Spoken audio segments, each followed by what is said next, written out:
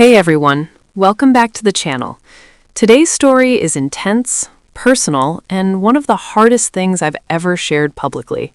And honestly, I still can't believe it happened. Before we start, make sure you hit that like button, subscribe, and turn on notifications, because this is a story about family, betrayal, and survival. Let's get into it.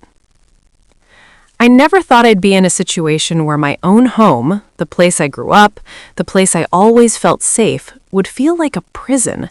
But that's exactly where I found myself.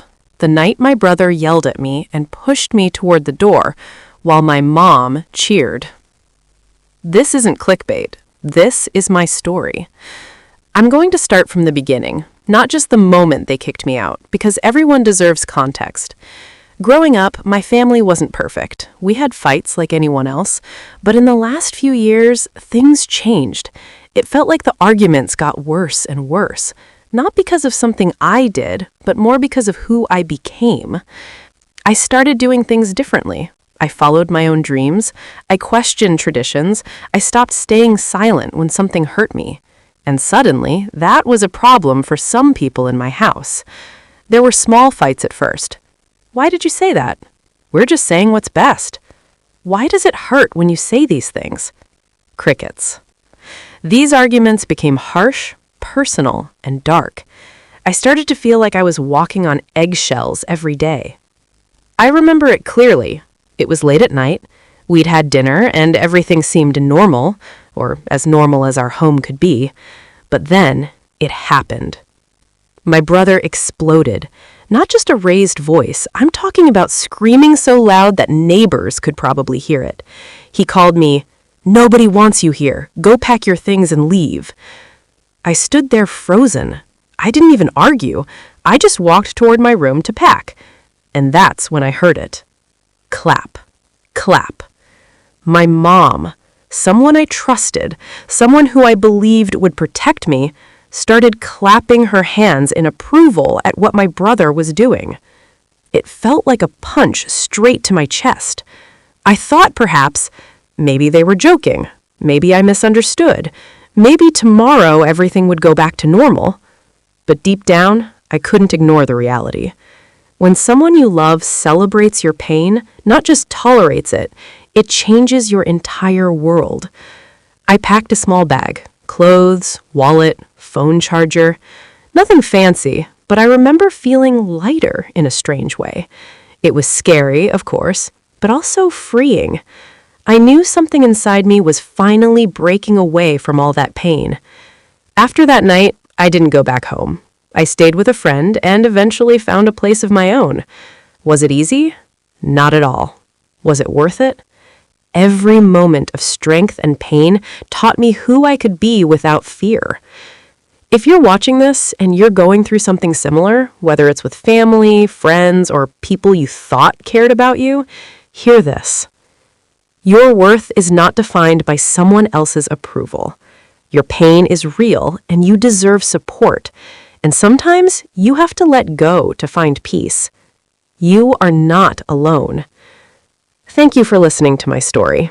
If this video helped you in any way, even a little, please share it with someone who might need it too.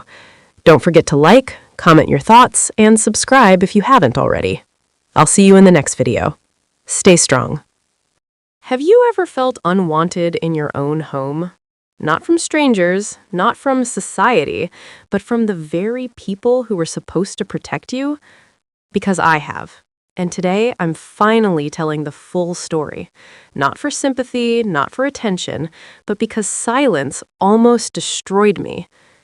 This is the night my brother screamed at me, pushed me out of the house, and my mother stood there, clapping, as if my pain was entertainment. I grew up believing family was everything. No matter how bad life got outside, home was supposed to be safe. We weren't rich. We weren't perfect, but I believed we were united. At least, that's what I told myself. From the outside, we looked like a normal family. Smiles during festivals, photos during celebrations, laughter in front of relatives. But inside those walls, something was slowly rotting, and I didn't see it coming. My brother was always the golden child. Whatever he did was right. Whatever I did was questioned. If he shouted, it was stress. If I spoke up, it was disrespect. I stayed quiet for years. I swallowed my feelings. I convinced myself that love meant tolerance. But silence doesn't heal you. It slowly kills you.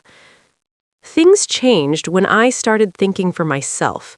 I questioned decisions. I wanted independence. I wanted respect, not control. That's when I became the problem. Suddenly, every argument was my fault. Every tension was blamed on me, and every conversation felt like a courtroom where the verdict was already decided. The tension grew daily. Cold silences, passive-aggressive comments, whispers behind my back. I could feel it. Something bad was coming. That night, the air felt heavy. No one looked me in the eyes. Even the walls felt like they were listening. I should have left earlier, but hope is a dangerous thing. It started with a small argument, a simple disagreement. Then my brother snapped. He stood up, pointing at me, screaming words I will never forget. "You are useless. Nobody wants you here. Get out of this house." I tried to speak. I tried to explain, but he shoved me. Not hard enough to injure me, but hard enough to humiliate me. And then, the sound that broke me. Clap. Clap. My mom was clapping, smiling, approving. In that moment, I realized something terrifying. I was alone. That clap echoed louder than his words. It wasn't anger that hurt me. It was confirmation. Confirmation that I was no longer family. I was an inconvenience. I looked around the room. No one stopped him. No one defended me. That was the moment my childhood ended. I walked into my room. My hands were shaking. I packed clothes, documents, and memories all into one small bag. Every item reminded me of something. A birthday that felt fake, a smile that hid pain, a promise that was never real. I walked out without looking back, because sometimes looking back breaks you again. I sat outside under a streetlight. No plan, no destination, just disbelief. I kept asking myself, what did I do wrong? Why wasn't I enough? But deep in, a new voice whispered, "You survived."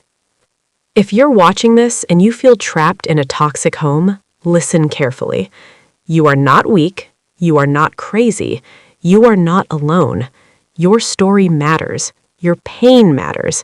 And one day, your freedom will matter more than their approval.